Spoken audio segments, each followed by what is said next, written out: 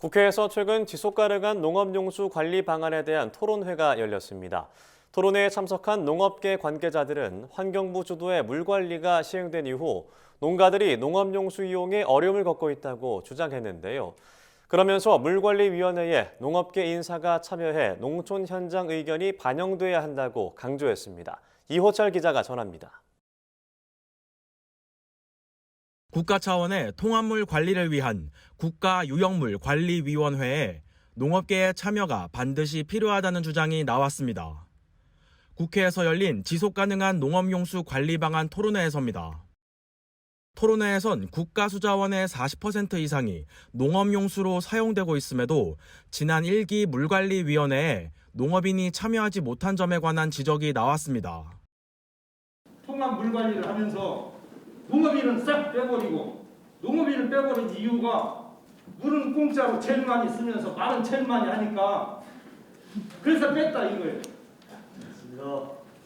이게 말이 됩니까? 농업계 관계자들은 정부가 통합 물관리 정책을 시행한 이후 하구 뚝과 보호 개방을 결정했고 이로 인한 염분 유입, 지하 수위 저하 등으로 농업용수 이용에 문제가 커졌다는 점을 지적했습니다. 그러며 농업 분야를 고려하지 않은 물관리 정책을 개선하기 위해 제2기 물관리위원회에는 농업계 인사가 위원으로 포함돼야 한다고 목소리를 높였습니다.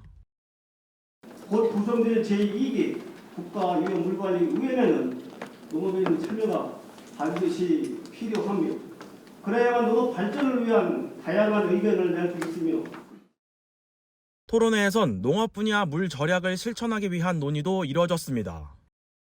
농업 분야 물 절약을 위해선 관계시설 현대화가 급선무라는 지적이 나왔습니다. 농촌의 노후한 관계시설을 개선하기 위한 정부 지원이 시급하다는 겁니다. 우리가 전략하고 싶어도 실제로 지금의 시설이 노후화되다 보니까 농민 스스로가 할 수 없는 부분들이 너무나 많다는 거죠. 이 시설된 노후화를 어떻게 바꿔낼 것인가가 농민들의 전략 정신이나 전략이 어떤 것보다도 더 중요하게 설명돼야 될 과제가 있지 않나라는 생각을 오늘. 농업인들이 자발적으로 물 절약을 실천하기 위해선 물관리 직불제와 같은 인센티브 제도가 필요하다는 의견도 나왔습니다.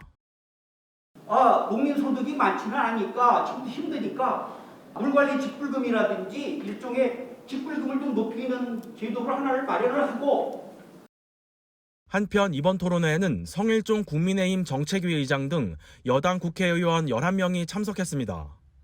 성일종 정책위 의장은 토론 내용이 정책에 반영될 수 있도록 정책위 차원에서 적극적인 논의를 이어나가겠다고 밝혔습니다.